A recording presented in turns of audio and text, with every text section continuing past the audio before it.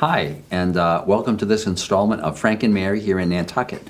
For those of you who haven't seen this show before, my name's Art Bergeron. I'm an attorney, and I do nothing but elder law. I come to the island every other week, and this show is not about law.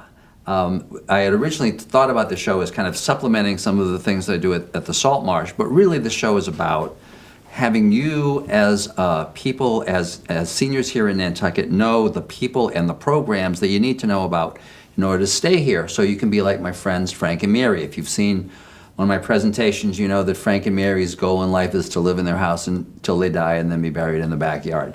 And if you're in Nantucket, the question is, how are you going to do that? How are you going to stay in your house, not only in your house, but on the island and independent?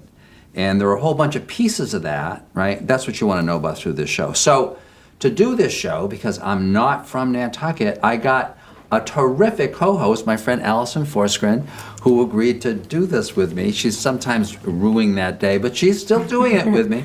And she brought to get today a terrific guest to be talking about an initiative that's like really, really important for all seniors here in Nantucket. So thank you, Alison. You're welcome. For being back. This is great to Yes. be doing the show again. You got a great guest, so why don't we talk about your guest and what we're going to talk about today. Wonderful. I'd like to introduce Julie Fitzgerald. She's a multifaceted Nantucket resident, and she's here to talk about the new senior center. And she said she hasn't been here forever, only like 40 years. Oh, So she's practically new to the, Well, to the island. Point 40's good, rounder, yeah. as they say. Yes. Yes. point rounder. Well, welcome. Thank you.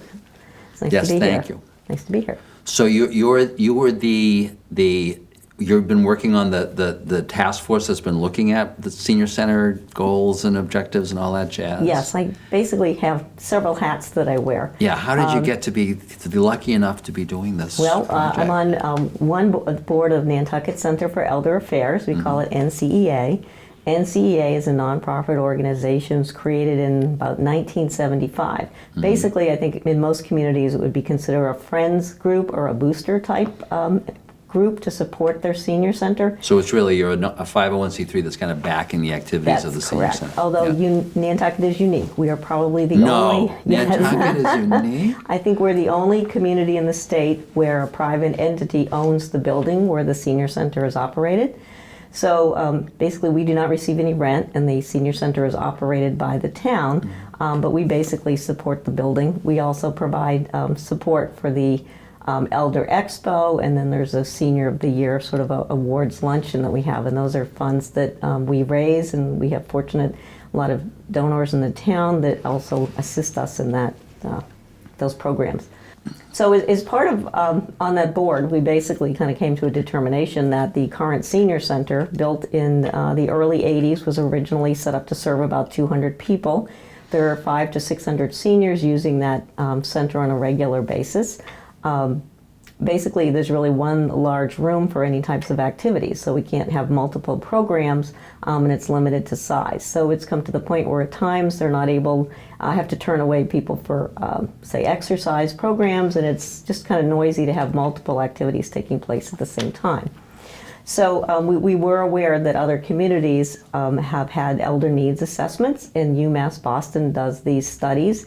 We were very fortunate. We were able to get funding through grants from the Community Foundation of Nantucket, their Nantucket Fund, and through Remain Nantucket. So they basically underwrote the entire grant to have that project done. It took about a year for that study to be done. It includes surveys, it includes interviews, and different stakeholders in the community for seniors. So that was finished up, and that was presented to the town in February of 2018. So several months went by, and we're trying to figure out exactly what to do with that study. But I'd have to quote from it and look at it. But it did basically talk about the fact that our senior center was inadequate, and the stakeholders really felt that it needed to be a larger center so there could be more programming and provide better for the seniors, and recognize the importance of a senior center to a community. And so who would the stakeholders be? That would be the seniors, correct? Well, the seniors, but even the community itself, because basically a senior center, I think there's been research done showing that people that participate at senior centers basically can remain home longer. It helps to, I think, assist them and other people to assist them in what their needs are, and recognizing, people and what they're doing in their activity level. Our senior center, they also hold the congregate lunch there. I believe that's paid for by Elder Services of Cape Cod and the Islands. So there's multiple activities that take place there. But I think basically it was really felt that it's inadequate from a size point and programming point of view to provide for our seniors. There's really not adequate parking and so forth. The current site, it's in a flood zone. It's in a nice location. It's a great cozy building. Now, was it all Nantucket in a? No, I was joking.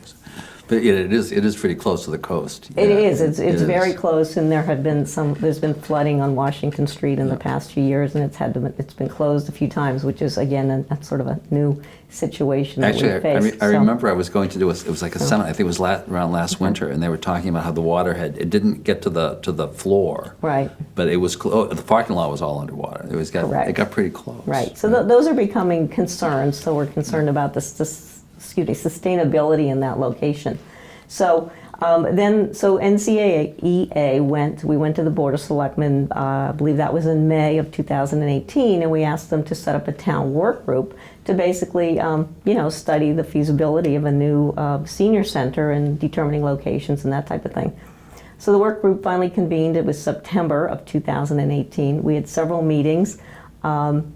And we basically did a review, and I'll give you the information about who was on that and what the charge was from the Board of Selectmen to hold the work group. And so basically we had several meetings, and by November it was pretty clear, based on the site comparisons that we did, that at this point the best location seemed to be Sherburne Commons, which is sort of an assisted living facility on Nantucket. The town owns the land. Oh, that's right. The town owns all the land. But there is a lease to Sherburne Commons, and that would need to be renegotiated with the town in order to build a senior center there. At one point, that location was proposed to be used for the Island Home relocation. So the work group does consist of 7 members. From the COA, there are 2 representatives. There's Randy White and Vanessa Larrabee. From the Select Board, it's Don Hill Holgate. From Capital Planning Committee, it's Nat Lowell. From the Finance Committee, it's Peter Schaefer. Jack Fritsch and myself are representatives from NCEA. And so people know COA is Council on Aging. And I think it'd be great if you explain that so it can explain the difference between NCEA and COA. Okay, so the Council on Aging is also 7 members, and they are appointed by the town, and they meet monthly and have a mission statement that is actually being re-examined right now, but it is to promote activities in the welfare of the seniors on Nantucket. So that's, because it's a town board, it's not a fundraising board, so the NCEA, the Nantucket Center for Elder Affairs, does the fundraising, and we are fortunate to be supported by them in our financial endeavors, so. Because you're on the board of the council. Oh, yes. You're the chair of the board of the Yes, council on I'm the aging. chair of the board of the Right. Council on Aging. So on behalf of all of us here, thank you for all the money. And then, That's really and Julie is on the Nantucket Center for Elder Affairs, Correct. which are 2 separate. Right, they're 2 separate Yeah. organizations. So again, Yeah. I think the best way to identify NCEA would be as sort of a friends organization or a booster club to the senior center. At some point in time, we've had some discussion about changing our name to the Friends of the Saltmarsh Senior Center, and at some point in time, I think that will probably be the more appropriate. As a rebranding exercise. Exactly. Yeah. I think right now, because when this was initially created in 1975, because they actually own the building, they were sort of the Nantucket Center for Elder Affairs as far as a physical building and The plan. location. So that's sort of where we may be planning on that for the NCEA in the future. So there is a link to the Elder Needs Assessment that was done by UMass Boston, and it's also on the town's website. And the work group, we did a written report that was in November 19th, and we've submitted that to the the Select Board. And again, that report is available. We also did a chart comparison of the 7 sites that we looked at. We looked at the current senior center site, and again, because of the flood zone that it's in, it's really not appropriate, I think, at this point to try to do any expansion or building on that site. Parking's always an issue for senior center. We want to be sure people can park and arrive to their programs and have enough handicap parking and bus access or whatever needs to be available on the site. We looked at what will be the old fire station on Pleasant Street on that corner. And I think that was kind of determined that that would be a pretty busy location and also a lot of activities already there. Let's see, I'm trying to think. There was another private property on Fairgrounds Road. Again, that would require significantly more expense to acquire land. So after we looked at those comparisons, it was fairly clear that Sherburne Commons site would be a good location to have this. We did have one of our work group meetings at Sherburne Commons, and we are, at our next work group, we do hope to sort of discuss where we should be holding these meetings, whether we should sort of, let's say, go on tour, but we definitely want to be able to be at Sherburne Commons site. It's appropriate because those people will be impacted by this, and they're seniors and will be using the facility. And we've had some at the Saltmarsh Senior Center. It may be appropriate to go to the Island Home. It may be appropriate to go to Landmark House or some other places. We want to be sure we draw on the senior population and be accessible so that we can get information from these people, because this is who it's going to serve. So we want the input from the community. So will you be doing kind of public outreach sessions at those locations? Well, we're going to what are you continue. Well, I thinking think we're going to have forward? probably meetings. We're Yeah. trying to meet monthly. So the idea would be to be able to address as many seniors as we can and make it as easy for them to attend some of the meetings and give us some input and feedback on the process. So basically, we also, after we went to the the select board, we also had gone to the capital committee as part of the process and asking for funding. So the next step is to ask for funding for both site evaluation, possibly design plans, programming needs, and kind of design and size needs for a new facility. So Capital Committee has voted in favor of providing some capital funding for the April town meeting. That still needs to be reviewed by the select board, the town administrator, a finance committee. I think it circles around a few times before it's finalized. As I understand it, will be part of the town meeting warrant article, which will include that and a number of other capital projects. So it won't, as far as I know, it will not be a separate item on the warrant article. But it's not part of the general budget. There's actually a capital, that would make sense. There's a capital programs warrant article for all these. Correct. That's as of now, that's what we understand the process will be. And again, we are getting positive feedback. It's not a sure thing. And also just the site of Sherburne Commons. I mean, we're all in a very preliminary phase right now. So I think some people, I think, are getting a little anxious about, oh my goodness, they've already chosen the site and they're moving forward. Again, it's a very early process in the planning. Part of the funding we receive hopefully will be to do an evaluation of the Sherburne Commons sites to be sure that's the appropriate place. We need the input from the Sherburne Common residents. So there's still a ways to go. Quite a ways to go. We have to start somewhere. Right, exactly. So we feel very good that, I mean, it sort of has taken almost 2 years to get to this from the time we started and got the funding for the elder needs assessment to get to the work group and to possibly have a town meeting funding for some preliminary site review and planning.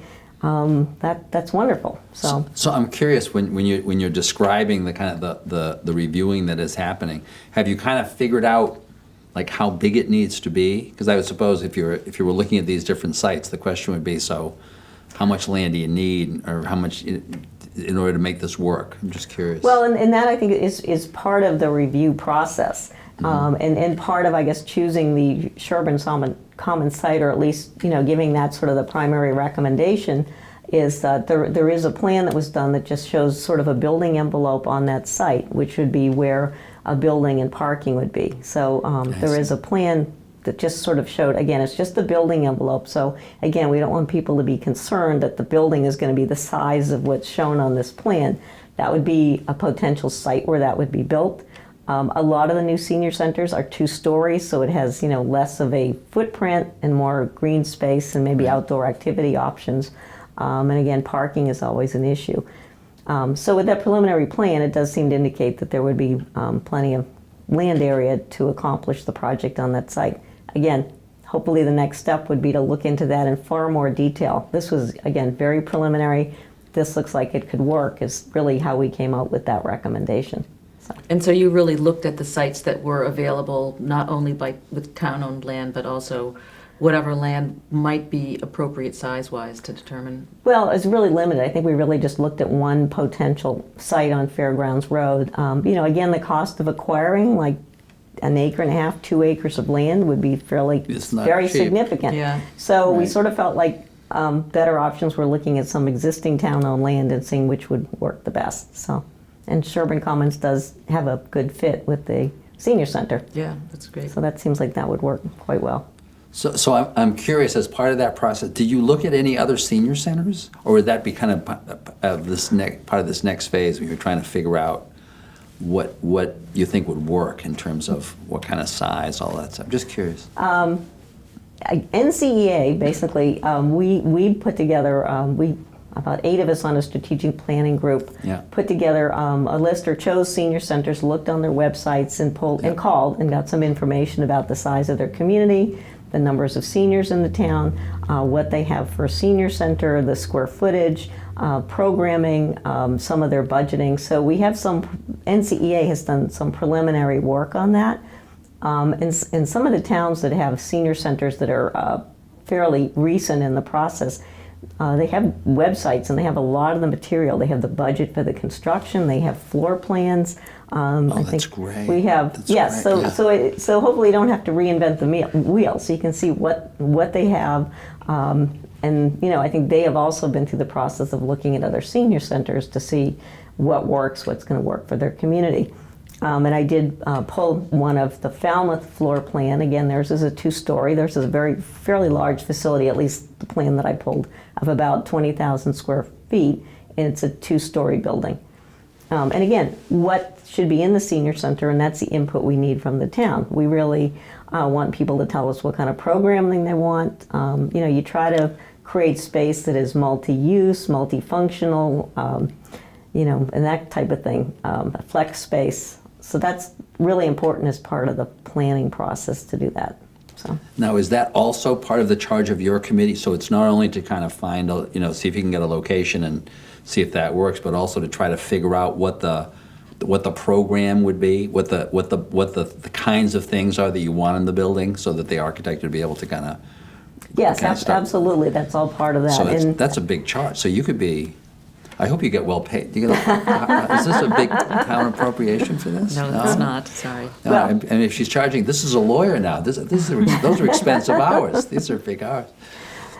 So you're figuring this is going to go on for a while now. Again, I don't to really get know this the stuff done. time frame, but again, part of the idea of having the funding would be to have somebody who's the specialist in this area to assist us in that project. But again, I think the next part of the work group will be to start looking at other senior centers, looking at the planning that they've done in the building phase, looking at how they've set up their floor plans, and looking at their programming and trying to find sort of comparable size communities. So yes, there's a lot of information. It's a big job. Well, yes, That's there's a a big lot of job. information we need, and we certainly want to get it right.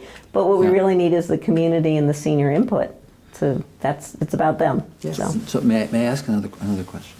So I'm just curious about this because I go to a lot of senior centers. So I go to about a dozen, right?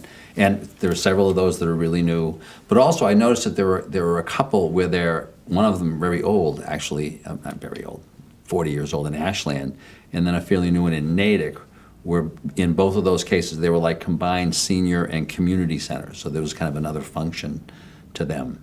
As far as the folks here are concerned, you really want strictly a senior center as opposed to anything that has other functions to it. Well, I was just right. curious. Well, I think Yeah. that's part of the consideration, and that was part of the Yeah. work group charge. I think based on probably potential costs and the land area size that we have, trying to do too much might end up bogging down the process. But Right. at this point, again, Right. we've in the preliminary stage. There's nothing that's completely off the table. Some of the discussions that we have had have included whether or not the senior center could be an emergency shelter location. Again, they've used the high school in the past. I know they don't like to have the potential of closing down the high school if they need it for shelter, security issues and that type of thing. So again, with proper planning, flex space might really work to be able to accommodate that kind of a need in the Yep. community. I think the town has also been looking for a location for another potential polling place, again, rather than using the high school. The senior center, again, the proper flex space, parking, planning, might be a great spot to use for a polling space. And again, those are very limited times when you would need either one of those uses. So it shouldn't negatively impact on the senior center. Again, these are all just early thoughts of what we can do, how it can also serve the community in addition to the seniors. But I suppose that's once again, the advantage of really planning ahead is that you really get to look at it that way. You can kind of consider all the possible uses for that building. And now that you mentioned that cost for the community center, I'm thinking the two that I talked about, one of the thing about those buildings, so they both had gyms, literally, because that was the community center piece, and so now that's a big number, right, to generate a whole. I mean, it was nice because the seniors could kind of do the exercise programs and stuff in the gym, but it is a gym, and these were both larger, in terms of population, those were both larger communities. Again, that's pretty much what we sort of looked at as a big component of it was having a gym. And then I think just from a square footage proposal, it seemed like it might not fit on the land areas that we had available to us. But again, nothing has been completely ruled out. It's, early planning phase at this point in time. So hopefully, the expert that comes on with the funding, if we receive the funding at town meeting, will be able to help work through that process. So if somebody wants to write a really big check for this, once again, they can just read the banner and they can stop by your office. And Absolutely, we'd be they can just very drop off happy. that check. Nantucket Center for Elder Affairs. That's right. Isn't that great? So, Isn't that great? And the next town work group meeting is February 14th at 4 p.m. at the Saltmarsh Senior Center. And that's Valentine's Day, so you can bring your date to that meeting. And again, this is when we really want community input. We've been very fortunate. NCEA members are very active, so we've had a lot of those people attending the work group meetings and giving us their input. When we went to Sherburne Commons, we had a nice turnout of residents at Sherburne Commons as well.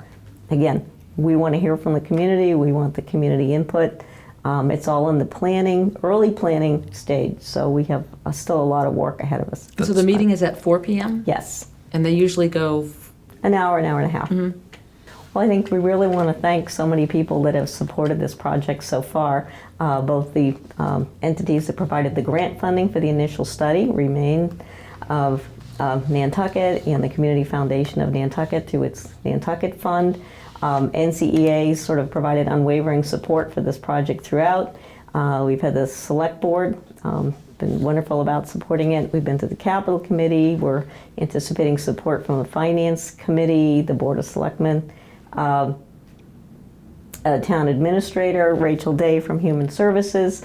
I'm sure I'm leaving people out. But there's a lot of people who've really been supportive of this project so far, and we're looking forward to continue working with them. Great.